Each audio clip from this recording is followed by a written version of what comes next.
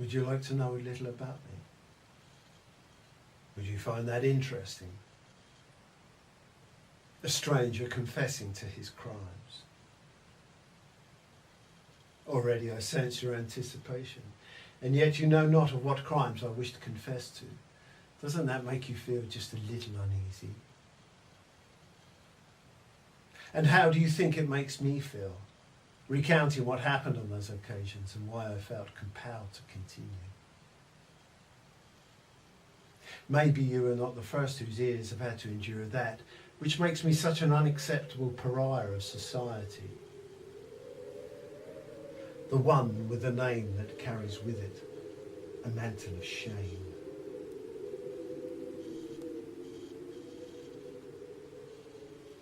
I cannot unburden my heart any more than I already have throughout all these years, as my crimes went unpunished. But it is true. My heart beats to a different rhythm than other normal people.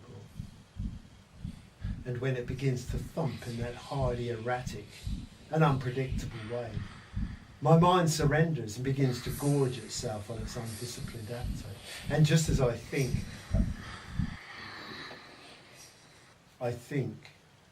I already reveal too much. And I would have you judge me not on what you feel, but on what you hear. For at times, our passions can run like the tide of a fast-rising river and move upon those unseen currents with far more ease than we could hope to swim in.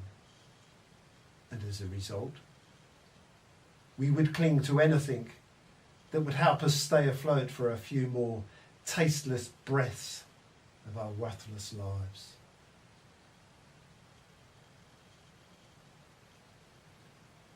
Sooner or later, my friend, that tide will engulf us all, those who have sinned and those who have been sinned against. We are all gathered on the same raft, held together by a few strands of hemp, blessed with hope, heading for the falls. And at the end of that bumpy ride will be food for the gulls and the crabs. You don't believe me? You're entitled to your thoughts as I am mine. I decided that the heaven I sought had to be here and now. And if that meant living in how to get there, it was a gamble I was prepared to take. Every time the roulette wheel spun or the dealer flipped a card, I knew that along with the cocaine and the vodka, there was a heavenly host of angels lighting up the room, blasting on their gilded trumpets and singing in my ear, "Hallelujah, hallelujah." For truly, I have been saved.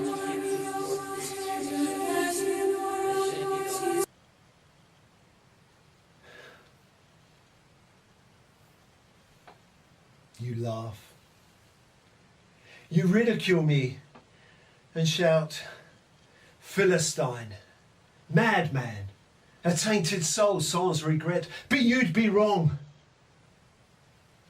Every time I stepped into the arena, I saw the scales of justice like a mighty sculptor there before my bloodshot eyes, suspended in the sky and held there by free air. And I raised the sword of Damocles, and I cried unto that host of angels to bear me in their arms and feed me on the fruits of my desires. And they did. Every roll of the dice was a king's banquet. Every heartbeat I ever had rolled into one single heartbeat when I saw the starter's gate go.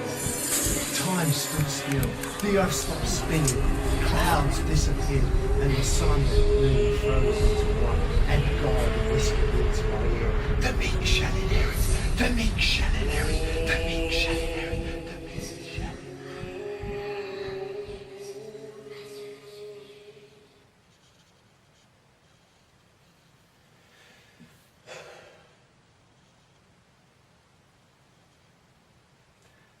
And am I not meek? Are my eyes not without kindness? My hands gentle, like those of a priest?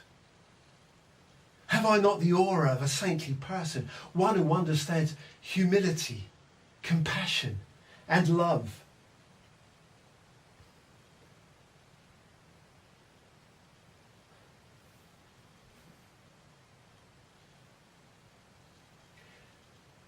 Maybe you do not know me well enough to make such a judgment. And as for my crimes, did I ever hurt anyone? Have I ever harmed a single solitary soul? Maybe mine is destined for the eternal flames, for that is how some would have it. But I have known paradise. I have seen the promised land, and it is poisoned. Poisoned by nothing other than people. People more cruel, more rotten, more heartless and mischievous than you could ever imagine. And they bathe in the liquid of that stuff that keeps them alive, even when their bodies are riddled with disease, and they have become all but a carcass that breathes as inconsistently as those gross acts of goodness that they are odds to provide, yet which ensure their survival within this noble society.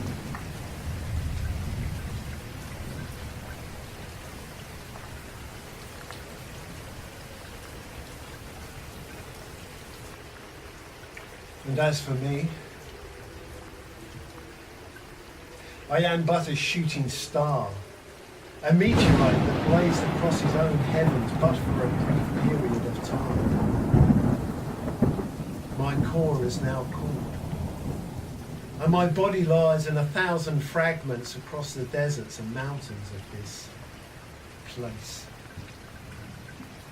And I've hardened to the fact that I'll never be what I once thought I was. But we all have to die in some way, shape or form.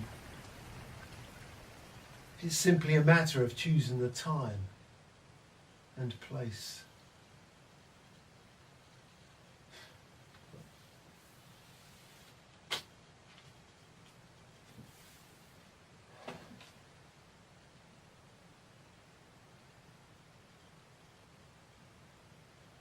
Do you possess a lucky soul?